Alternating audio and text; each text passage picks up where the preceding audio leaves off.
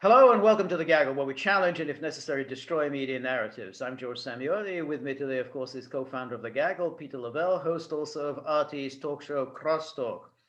Well, there are many strange phenomena taking place in the US justice system. I think, as you once likened it, it's like it's a mad, mad, mad, mad world. Um, we had Donald Trump issuing a statement the other day apropos of the Biden proposal to set up a commission to look into reforming the Supreme Court, quote, reforming, unquote, Supreme Court. The key reform, obviously, being contemplated is packing the Supreme Court. And not coincidentally, yesterday, Democrats, somebody in the House, somebody in the Senate, introduced legislation raising the number of justices on the Supreme Court from 9 to 13. So Trump's position is that, look, the Supreme Court had an opportunity to address the issues of a bitterly contested, highly contentious, dubious election. There were 18 states that brought suit to the Supreme Court, including the President of the United States, and the Supreme Court punted for reasons that they never explained. They just declared that neither the states nor the President had standing, but didn't explain why they had no standing and why this case differed from the 2000 case in which they got actively involved, but which also was apparently a local issue. It was about Florida, how Florida counted its votes. Why did it get involved then and refuse to get involved now?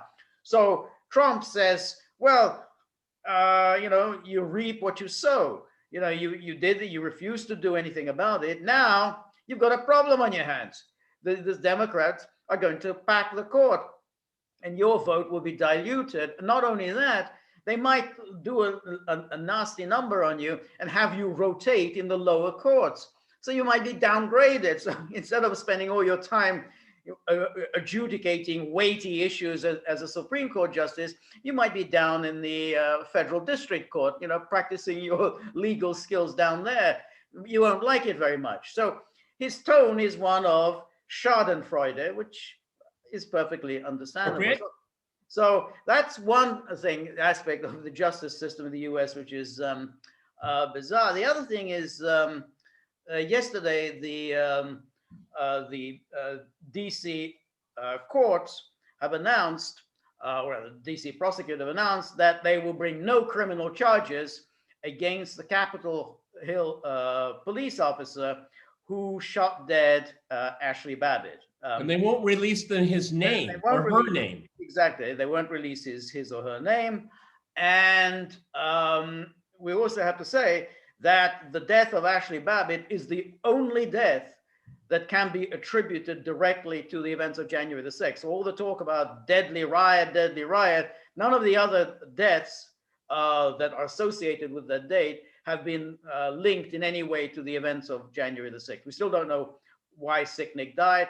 The others as well, we don't know why. Somebody was said to have had a heart attack, another person had a stroke or whatever. So we don't know what connection any of that had to do with January the 6th. In the case of Ashley Babbitt, there's footage, we've seen it, and that was a direct death involved. We saw the police officer shooting her dead. He gave no warning. And again, we're left baffled. Why did he do it? What? She was unarmed. She was unarmed. She was a small woman. She was nowhere even near him at the time he shot her dead. But the prosecutor said, nope, we're not going to bring any charges. And at the same time, in Minnesota, we have the case of somebody who was resisting arrest. He attempted to steal the arresting officer's police car. A female police officer said, she reached for what she believed was her taser. She kept saying, taser, taser, taser, I'm going to taser you. But apparently it was actually a real gun she shot him with. She shot him dead. Now this woman is being prosecuted. She's being charged with second-degree manslaughter. And it's not entirely clear, Peter, why exactly criminal charges are being preferred against her. I mean, this person was resisting arrest. He tried to steal the police car. She made a mistake. She reached for the wrong instrument. So as far as I can see, this is a matter of civil liability. I mean, it was a direct result of an error on the part of a police officer. How do we get to criminal liability? There's no evidence that she did anything criminal. So it's a lot to unpack there, but it does look like the justice system in the United States is just completely out of whack. I mean, it just has no connection with fairness, which is kind of what justice is supposed to be about. There's one element, one thread that ties them all together: politics. It's all about politics. Okay, packing the court. I mean, one of the things I found really kind of interesting is that I saw clips from pro and con about, the proposal of Jerry Nadler, quite famously, Jerry, sit down, remember that? From the impeachment trial. It's very interesting to me is that they don't even shy away from the term packing the court. Have you noticed that? Yes. They haven't shied away from it. Right. And that was a negative term when FDR attempted to do it, when he had majorities in both houses. I mean, this was really the first super presidency in American history. Right. And he was activist on all fronts. And even his own party said, no, policy is one thing, institutions are another, okay? And the country's going through a massive depression. The world around us is falling apart. We need to hang on to what we know that has worked, maybe not always very well, but it worked, okay? The interesting thing for me, kind of going down in order, is that this seems really quite interesting, is that you and I only a few days ago talked about the proposed commission 180 days proposal, and now they've switched gears. Now they're moving even faster now. It shows just rank disregard to how the country is divided. So instead of doing it through the power of persuasion and your idea, no, we want to change the institute, like the Electoral College. Can't win with the Electoral College. We have to get rid of it, okay? And now with the Supreme Court, I think this is very, very dangerous. I think there's going to be a number of Democrats going to say this is a bridge too far, okay? Because it'll happen again, maybe not for a while, but the other party, the Republicans, will come into power and they'll do exactly the same thing. And then you just destroy that branch. I have my issues with the Supreme Court. They seem to be just so worried about corporate America all of the time. And that's what they do the majority of their work on. So I'm not going to play a violin for the Supreme Court in that sense. But what bothers me is that if you do pack the court, then it really makes Congress irrelevant, because they'll not be they will no longer be pushed in the position of debating law. Okay, because all too often in the last 50 years, they just punt to the court.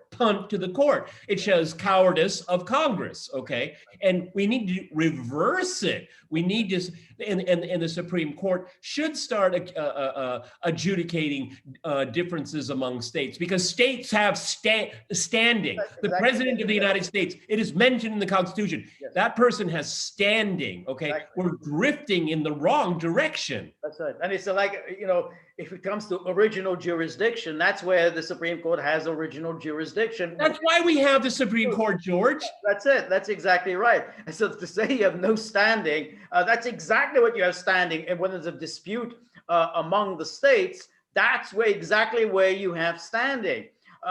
You don't have standing when you start addressing issues that are far, far from the purview of the Supreme Court.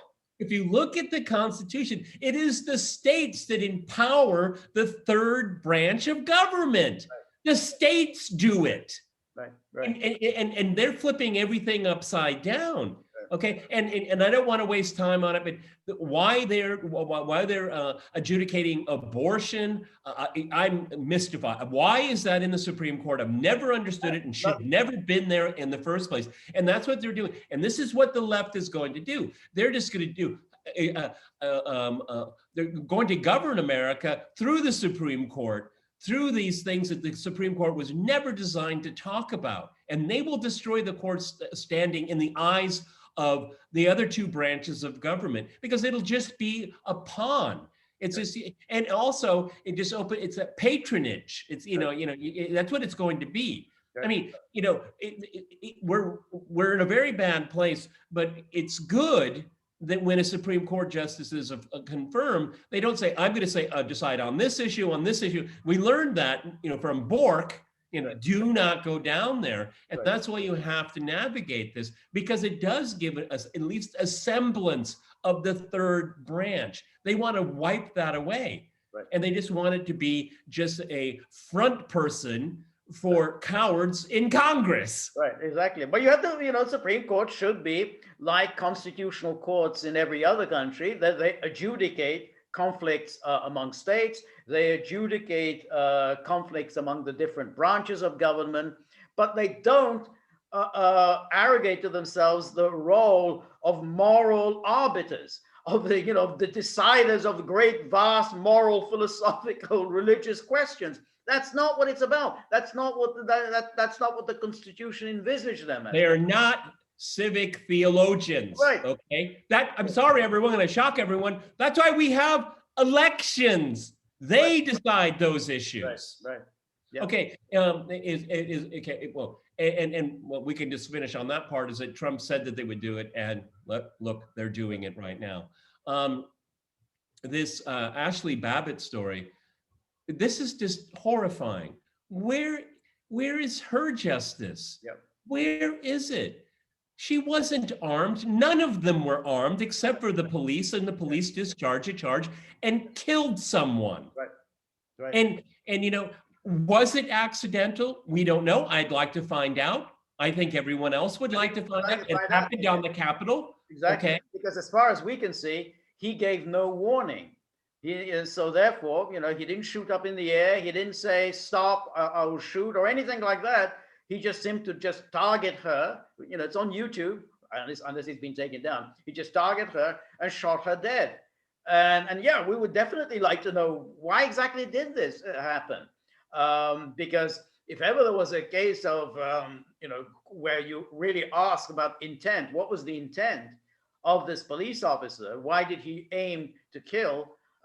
This is the one.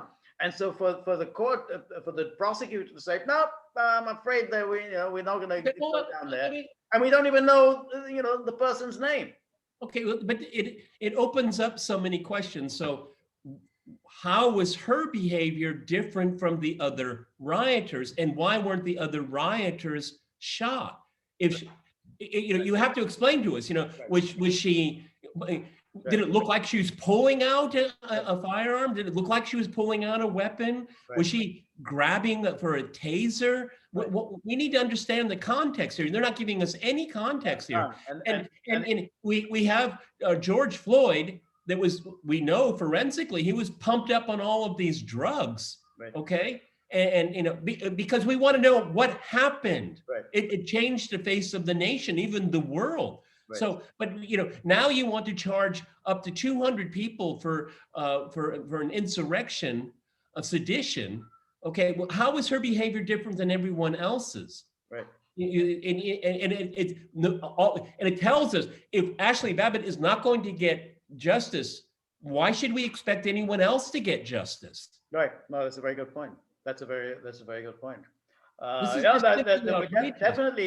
Definitely, need to know why he was doing this, what was going on in the mind of this police officer, that he just simply targeted this young woman and just shot her dead. What was going on in mind? Well, particularly, as Tucker Carlson, I think yesterday pointed out, but you can also see it in the YouTube videos, that right behind her were riot police officers, who all had helmets and guns and everything. So again, hard to see what justification that he had, because there was no, it's not like, my God, we're going to be overwhelmed by a large angry mob, which again seems strange because they weren't armed, whereas he and his colleagues were armed. Why they would be so afraid of this mob? But right behind them were these riot police. So again, why did he shoot? And they didn't shoot. Yeah. Why? Yeah. Okay, well, and now we can segue to the police officer in Minnesota, right? Yes, it's all on video. Let's back up. They had probable cause to stop him. Right. His tags on his car. They found out that also that there was a warrant on him. He wasn't honoring that warrant. That heightens the bar of apprehension of what's going to happen during the encounter. It did go bad, and then it went very, very bad. But I've never seen in my life, it was basically in real time. She didn't say it. She said, "Oh shit, Right. like I shot him." That's right. She didn't deny it. Right.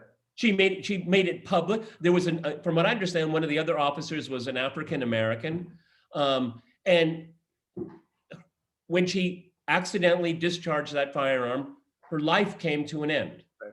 Completely, because of the atmosphere we're in. You've already interjected. Police have a level of immunities, at least for now. They have a level, because if the police don't have any kind of immunity, then almost hardly anyone will go into the police. Right. Okay, what happened to that gentleman was wrong. It shouldn't have happened, but it did. And we see in the video, and there are witnesses to corroborate, she pulled the wrong weapon. All right. And there should be punishment for her. But this is a civil issue. It is not a criminal issue. Right. That's how the statutes are designed. Right. Okay. It is a wrongful death. But the intentionality, anyone in the world can watch it. You don't even have to understand English. You can see what happened. Right, so exactly. There's a different bar being played in here. And of course, the liberal media is just playing race. That's right. That's exactly it. So they're crying, oh, well, racism. But there's no evidence. There's no evidence whatsoever that she was motivated by race. I mean, which is why she kept saying, taser, taser. I'm going to taser you. And then, she got the wrong thing into her hand. But you're absolutely right. There is a limited level of immunity that police enjoy. I mean, like if there's a high-speed chase after a criminal, and as a result, the police kill someone during the chase, they have immunity over that because, they say, well, they were acting reasonably within their responsibilities, which is what was the case here. They had reasonable grounds, to stop this person, to arrest this person, and then to act with force when he tried to steal the car.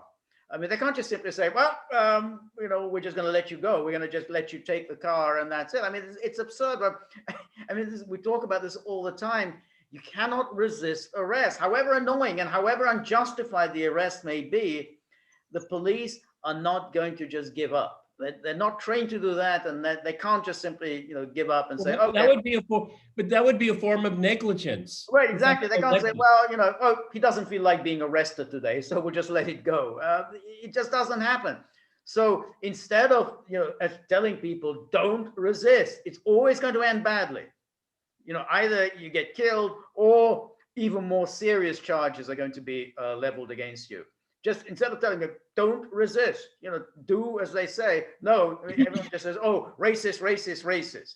It's really sad, and there's a dark foreboding here, is that we have the liberal media and the president of the United States, driving, what is it, the term, driving as black, okay? But if and the statistics don't bear it out whatsoever, okay? Not at all. However, with the Capitol Hill incident with Ashley, is that why should black, white, brown, yellow, men, women, anything in between trust the police now? Because it's going to be arbitrary. It's all arbitrary. Now, if the Justice Department does not want to prosecute, damn it, why? Right. Maybe you have a good reason. Try to explain to me in a reasonable way. Right. Right. Why? That's right. That's right. But as you said, I mean, when a police person discharges their weapon, they must explain why they did it for a right, good reason, bad reason, or accident. But you have to explain it. You just can't say, that's "Look it. over there, we're moving on." You can't do that. You degrade the law. That's it. That's exactly it. Yeah, discharge a gun against an unarmed person and against an unarmed woman. I mean, it's. Yeah. Um, but I think, as you said, I mean, what ties all these things together is politics.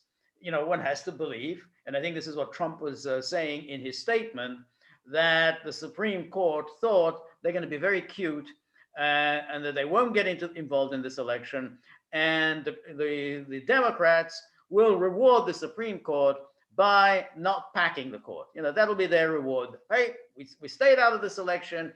We ensured Trump would lose. Now leave us be. It's not going to happen that way. And it's clear that even the Democratic justices aren't happy about this. You know, they of all of them thought that, hey, we'll get our little reward. We'll be left alone. You know, 9 of us. You know, we're going to be debating these wonderful issues forever and ever. And you know, because Breyer actually gave a very plaintive speech the other day. You know, again expressing his anguish that the Supreme Court will be packed. Ruth Bader Ginsburg also didn't want packing. But now, you know, the Democrats we're never going to be happy with it. This is their one-time opportunity to get everything done. You know, they're going to go, get rid of the filibuster. There's amnesty for everyone. And now back to Supreme Court, they're just going to get everything done, without a mandate. I mean, as you say, Roosevelt in 32 had a huge mandate. I mean, if you have a huge mandate, you can do things. The Democrats don't have a mandate. But it was FDR that wanted to do it. Where's Joe Biden in all of this? Right. See, not only did the Democrats see this opening, this very short opening, it's irrelevant what Joe Biden wants, okay? They're going to do it anyway. See, there's no leadership here whatsoever. And I don't know. I never would have thought I'd see this in my lifetime. I thought that the misstep under FDR, that was a lesson to be learned. You know, that the whole system of government essentially gets down to, you have to work out a rough consensus. Right. That's the only way it's going to work. Well, you can't say, I'm picking up my marbles and leaving the playground because I don't like the rules. Right. No, there is a mechanism to do it. It's hard. It was meant to be hard to change the rules, to change the institutions. They are changeable, but you have to do the legwork. You have to do the hard work, and you have to go after hearts and minds. And the Democrats, they don't care about hearts and minds because you are the unwashed, and your heart and your mind doesn't make the grade. And that's what they're telling everyone. Right. No, that's right. That's exactly it. I mean, they've kind of they're all really suffering from, I don't know, it's now also a bit of a tired cliche, the Trump derangement syndrome, but something about 2016 completely shook up the Democrats. I mean, that defeat at the hands of Trump just drove them crazy. I mean, it wasn't just Russiagate, the 2 impeachments, and the constant hysteria about Trump. I think it's this lunacy is still gripping them. That this is our chance. We have got to absolutely ensure never again will we be humiliated by Trump. And I think, and that's really what's driving this. But it's that. See, that is the public face and description. But I think deeper down is that the professional managerial class believed that they had the keys to the universe. They understood the secrets of the cosmos, how the world should work. And Trump in 2016 short-circuited all of that. And you know what? They have deep doubts in their minds right now because we know the secret passwords now. We know how it works. Well, we are the mandarins of the universe. And then all of a sudden, they got a big middle finger. They said, no, okay? And again, I don't want to go down this rabbit hole all the time, but I think you and I found a rough consensus. there was just too many ballots floating around in that election in Right. November. Okay, we'll leave it at that. Okay. No, So, that's exactly right. And I think but that we've talked about this before, but there is an analogy, a rough analogy with the Bolsheviks in Russia.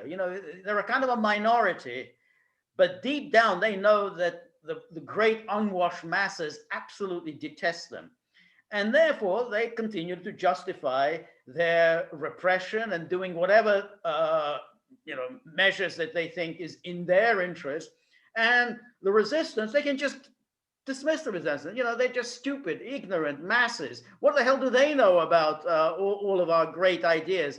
And the Democrats kind of share that mindset. These great unwashed, smelly Walmart people. What the hell do they know about the governance? The analogy is spot on. And you can see it in the documents of the way they talked about society. Okay. They were expendable. A lot of them were expendable because then the ones that you get rid of, you don't have to educate, you don't have to clothe, you don't have to give them a job. They're just gone. Okay. Right. They had no empathy whatsoever. We see that today.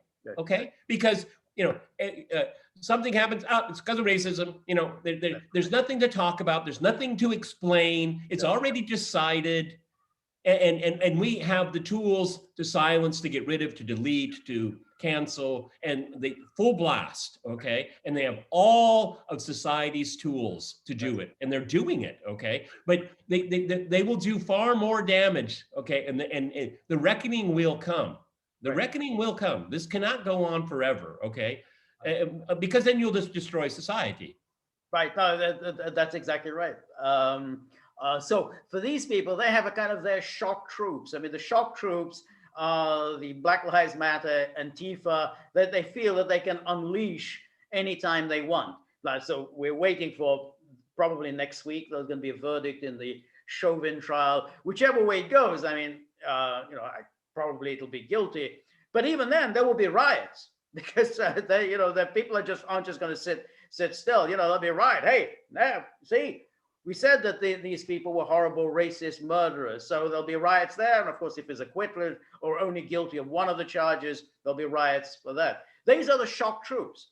So much like the Bolsheviks, they had their shock troops, and if you're not, the anointed, you're not part of these shock troops, then of course you deserve to die. So that has been the attitude towards Ashley Babbitt. I mean, whenever the media cover her, and they don't cover her very much, but whenever they do, it's usually the tone of, well, she got what was coming to her. She had the wrong views. She was a Trump supporter.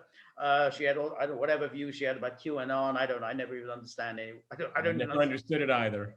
But she adhered to that. Well, she got what was coming to her. Why waste any time sympathizing with her? I mean, so that's. I mean, it was similar to. I mean, like Waco. If you go back to 1993, and I remember the way people talked about the Waco. Is well, they got what was coming to them. I mean, they were all followers of this crazy guy, these Branch Davidians. I mean, all 80 people. Yeah, well, too bad.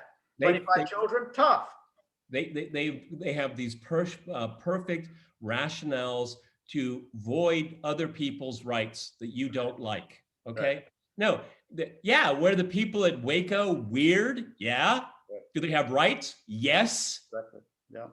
Okay. I mean, we can finish off this way to continue our historical analogy. This is a Bolshevik mentality, but the goal is the great cultural revolution of Mao. That's what it is. And we have all of these little snowflakes running around with the red book, okay? Right. They're all over Twitter. Right. They're all over legacy media. Right. They're all shock troops, okay? Right. And they're dumb as doorknobs, all of them. It's very interesting what you said about Mao's Cultural Revolution. So if you take down a statue, in a public square, that's fine. You take down a Black Lives Matter exhibit, you're going to prison. So it's like, it's not like, well, if you don't like a statue, you take it down. No, that's fine. Take down the statue of Andrew Jackson, take down a statue of Robert E. Lee. Fine, good, that's great. You take down, I don't like this Black Lives Matter exhibit here. I'm going to take it down. Boom, you're under arrest, and they're going to charge you for hate crimes, which means you may well be looking at 10 years in prison. So that's a And kind of Mao's analogy. that's right. And if you keep your mouth shut and submit, then it's over, game over, because you've surrendered. Nobody coerced you. You've surrendered. That's what they want you to do. They Right. want you to be passive and to do what you're told. But when that happens, well, what I'm waiting for is the next stage when the revolution starts eating itself. We see snippets of that on the margins right now. It's inevitable. It's Right. inevitable. But in the meantime, stand your ground. Stand your ground. Yep. Okay. No, I agree there. All right, Peter. So that's a nice little survey of the justice system. We will, And the film is with what's his name, the comedian Winters, oh, uh, Jonathan Winters. Jonathan Winters. It's a mad, mad, mad world. Okay, Yes. that's the analogy we're starting out. That's what this is Great, about. great films from the 19th. Great film. Yeah, yeah. All right, Peter. We will, of course, maintain our laser-like focus on the justice system, lack of in the United States. We're on Rumble. Please find us on Rumble. And remember, if you like the gaggle, please like, share, and subscribe. See you soon. Bye.